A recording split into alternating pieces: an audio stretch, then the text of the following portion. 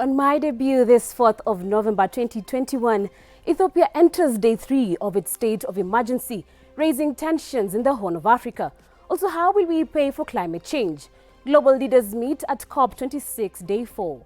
Meanwhile, a virus is still on the loose. Where does the world stand on matters COVID-19?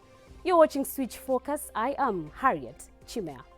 Now to our top story. Tensions continue to run high in Ethiopia, with the country now at crossroads with two forces, the Tigray People Liberation Front and the Oromo Liberation Army, both waging a war with the federal government led by Abiy Ahmed.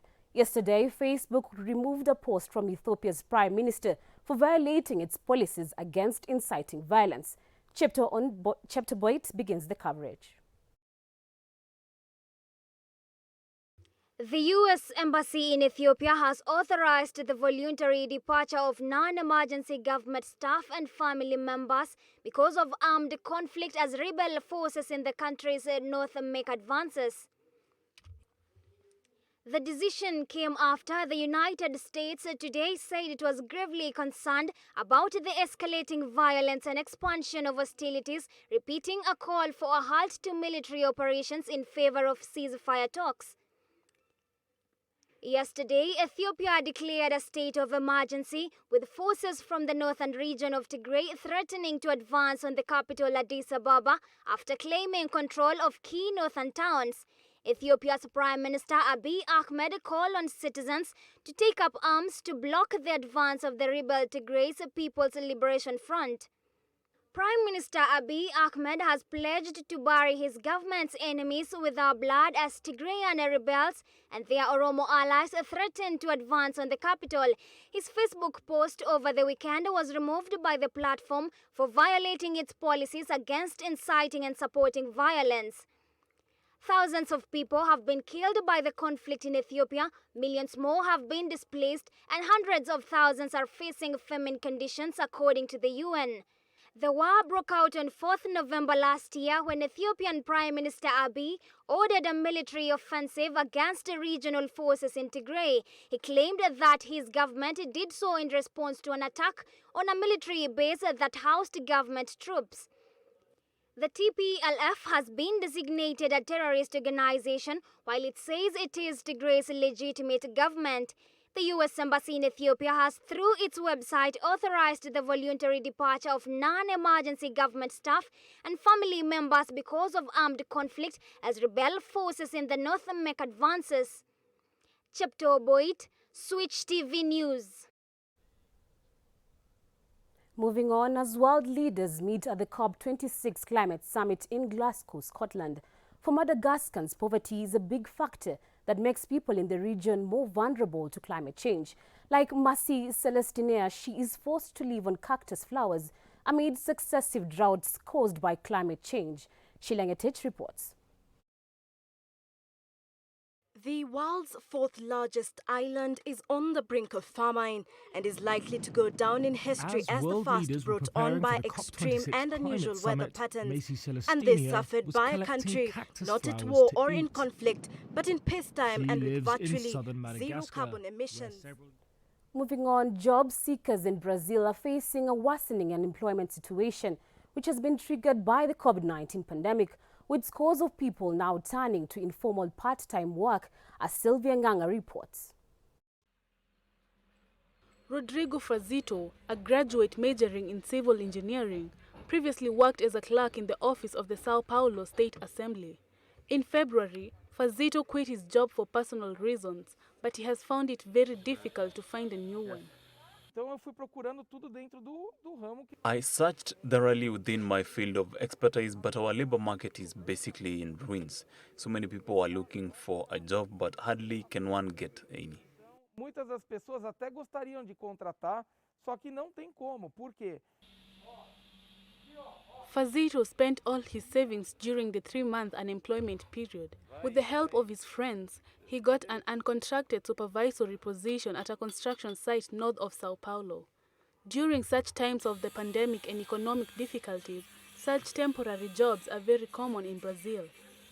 According to data released by Brazil's National Geographic and Statistics Bureau at the end of October, the country's unemployment rate was at 13% from June to August. Although the number lowered from 14% at the beginning of this year, it is still at a high level. In addition, out of a total of approximately 89 million unemployed people, 36.3 million are in formal jobs, accounting for about 40%. Our jobs are very unstable and we are living with unsustainability today. Brazil suffers from a structural problem of informal jobs. We have a series of problems from labor productivity, which has been stagnant for 40 years, to complicated labor legislation and charges for formal hiring. All of this led to the prevalent temporary employment. The impact of the pandemic, structural problems in the Brazilian labor market have also been attributed to the large number of temporary employments. The cumulative total of confirmed COVID-19 cases in the United States has increased to over 47 million, with the death toll surpassing 750,000, raising the cumulative death toll to 770,854. Brian Wender with this coverage. The country's case count rose to 46,249,466, indicating that 1 in every 440 Americans have died due to the coronavirus. Speaking in worldwide terms, despite the U.S. population accounting for less than 5% of the total population, it has recorded approximately 15% of the death toll globally. Data from Johns Hopkins University shows that it took 94 days before 100,000 Americans died from the coronavirus and another 112 days for the figure to double. However, 83 days later, the number surpassed 300,000 in mid-December last year. Earlier this year, the U.S. saw a fierce wave of coronavirus deaths, with the number rising by 100,000 in just 36 days. In another 34 days' time, the figure spiked from 400,000 to 500,000. Despite during the same period, about 2 Americans died from coronavirus every minute. Although the situation has gone dire in the U.S., analysis shows that political ideology and polarization are still hindering anti-epidemic efforts, and some conservative states have rejected federal funding meant to help the local coronavirus battle. Of the $2.6 billion it has received under the Federal American Rescue Plan, only $780 million, or 31st of the $2.6 billion it has received under the Federal American Rescue Plan Act, only $780 million, 30%, have been deployed, while the 70% remaining is still sitting idle in the state treasury. Another $18 million received through the American Rescue Plan, which was meant to hire more public medical workers, has also remained untouched. Just as the resurgent epidemic went through the rural state, health officials say that they don't have enough test kits and sufficient medical workers. Low staff numbers have resulted in delaying of testing results, and the officials have been struggling to keep themselves updated with the latest situation. Reporting for Switch TV, my name is Brian Wonder. With the onset of the coronavirus pandemic, South Koreans' appetite for takeaway meals boomed. The country produced more disposable packaging wastes than it is equipped to deal with. However, the country has now introduced eco-friendly takeout containers, as Shepto Boyd reports. South Korea's Gyeonggi-do province in the capital city's Phia has introduced eco-friendly reusable takeout containers to replace single-use plastic ones. According to some local restaurant operators, since 3 months ago, takeaway meals have been allowed to be served in reusable containers, which are made up of heat-resistant materials and can be reused more than 300 times. People who care about environment have gradually showed an interest, and more orders are now served in eco-friendly takeout boxes. Meanwhile, to reassure consumers' hygiene considerations, these used plastic containers are recycled by special express companies that washed and disinfected under high temperature at professional wash facilities. I ordered meals that were packed in reusable containers 2 or 3 times. I was initially concerned about the hygiene issue, but when I used it, I felt they're cleaner even than my own dishes. Statistics show that Yeonggi-do spends an average of 2,500 yuan on recycling, cleaning and redistributing each set of recyclable containers. Currently, more than 50 restaurants in Yeonggi-do province have adopted reusable boxes, and the proportion of takeaways served in disposable containers has dropped to 70%. Chepto Boit, Switch TV News. We now take a short break, but we'll be right back with more. Stay tuned.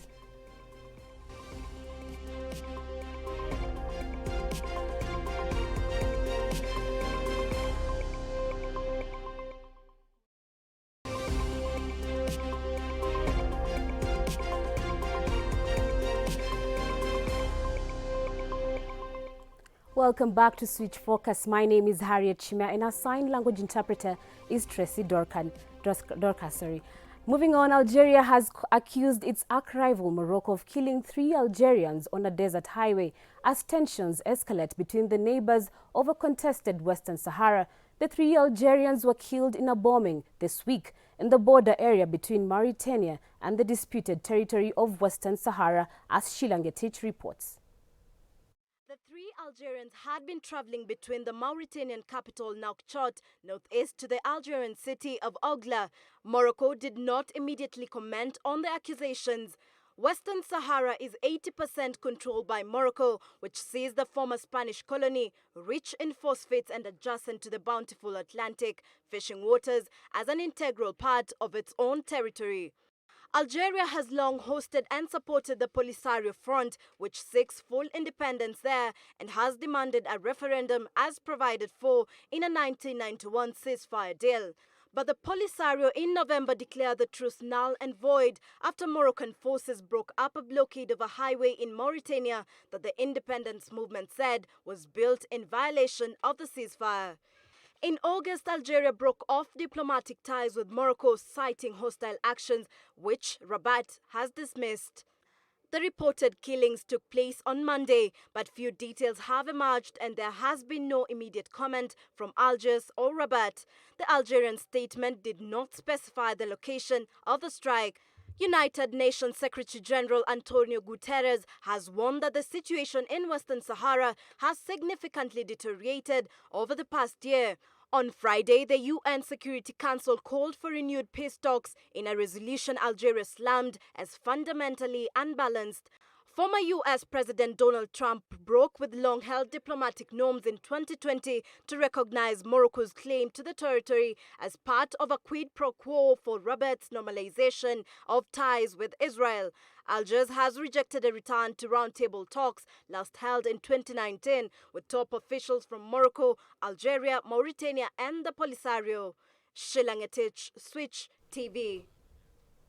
Indian farmers are facing growing pressure to tackle the supply shortage of fertilizer as winter planting season already began. Fertilizer has been out of stock in many parts of the country. The government-run fertilizer outlets are selling farmers only small amounts of fertilizer on a quarter basis, making farmers even worried. The Indian government has scrambled to connect more than 50 fertilizer plants with more than 1,000 freight train loading points across the country to ensure fertilizer transport. In addition, the government will increase fertilizer import by 30% to meet domestic fertilizer demand.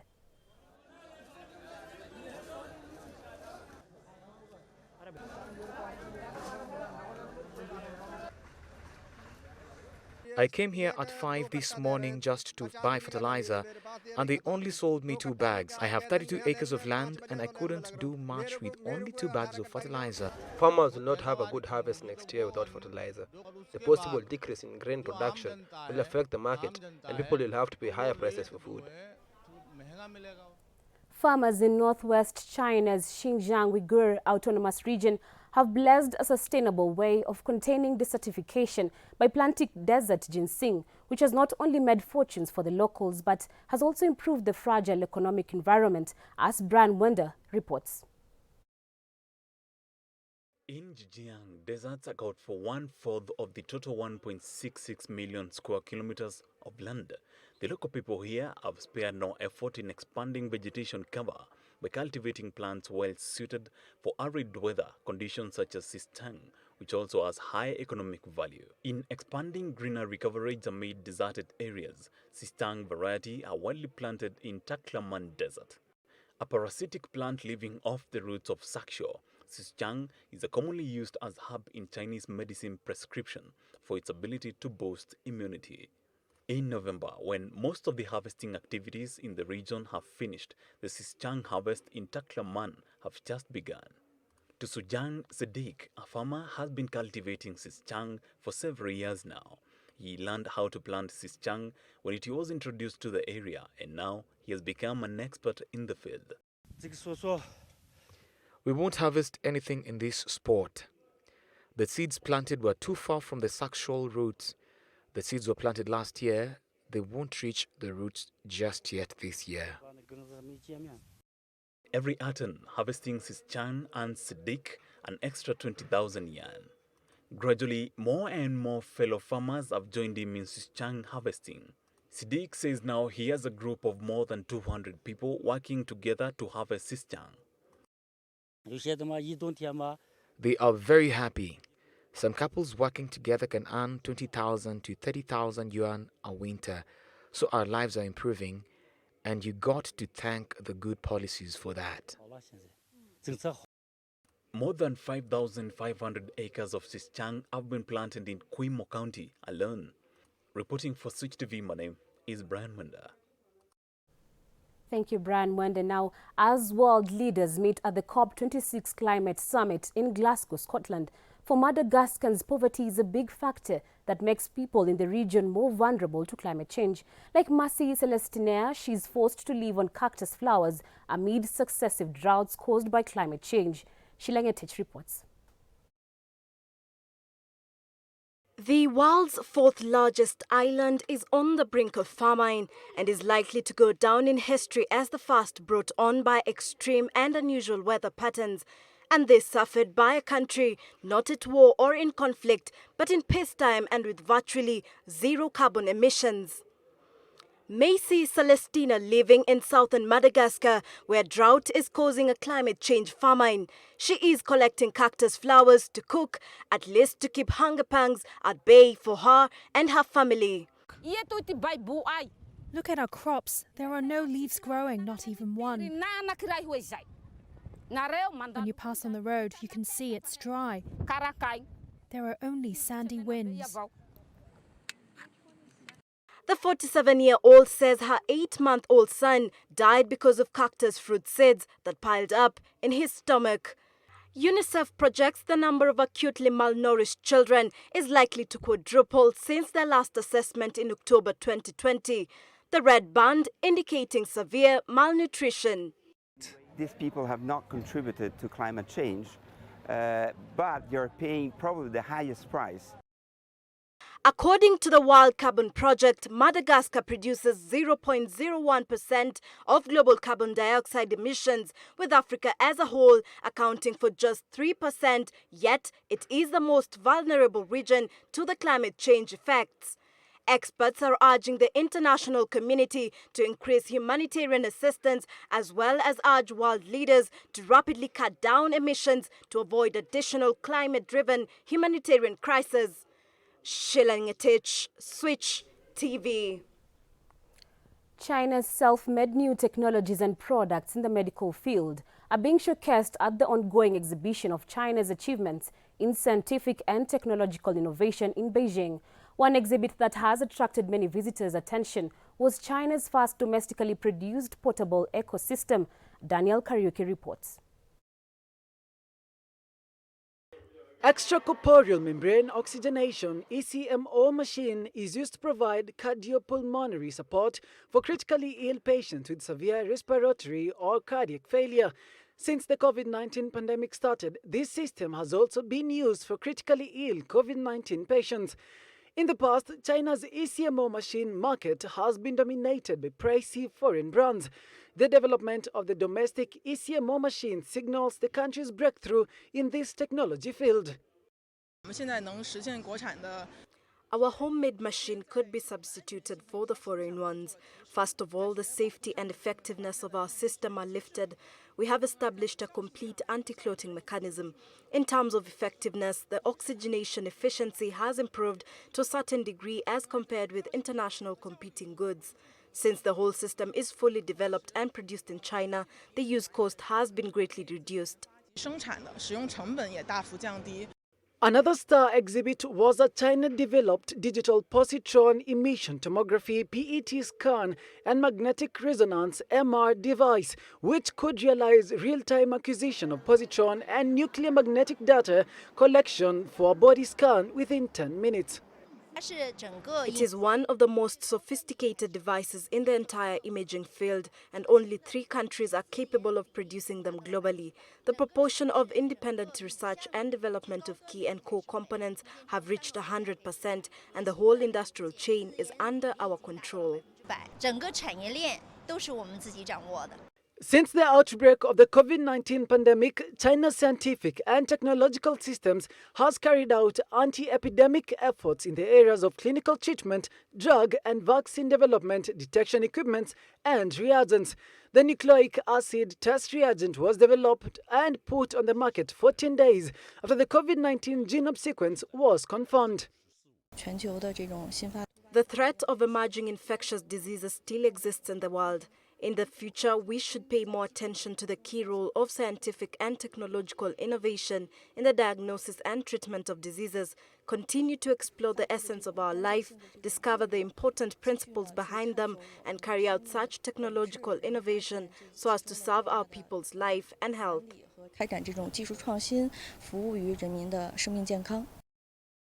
Currently, 12 Chinese vaccines have been approved for phase 3 clinical trials, of which 4 have been approved for conditional marketing. Daniel Kareki for Switch TV News. Black carriers and cargo ships have piled up at the ports in East China, partly due to a surge in shipping demand ahead of the peak winter season, disrupting the supply chain for many Chinese business. Scott Maruki with more. Zhoushan Good Ocean Grains and Oils, a company based in Ningbo city of East China's Zhejiang province, is among the businesses affected by port congestion. Its deputy general manager, Jin Zhongzhang, says that 11 ships carrying soybeans purchased by them have arrived in the local Ningbo Zhoushan port, but are yet to be unloaded due to staggering pile-up of cargo. Jin said it's not the first time in recent months that they have experienced port delays. Previously, one of our heavy lift vessels was stuck at a port for about a month. We paid more than $1 million as port congestion surcharge.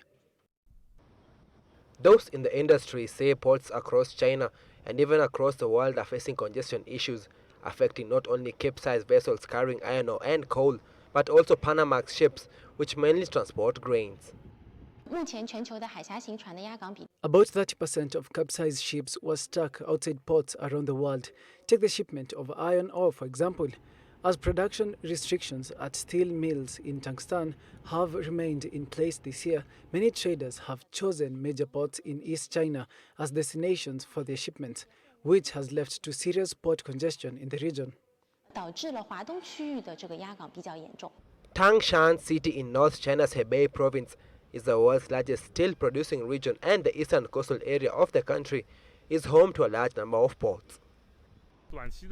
A main short-term factor behind the congestion is that the months from September to December constitute the peak shipping season for bulk goods, including winter supplies such as coal and grains.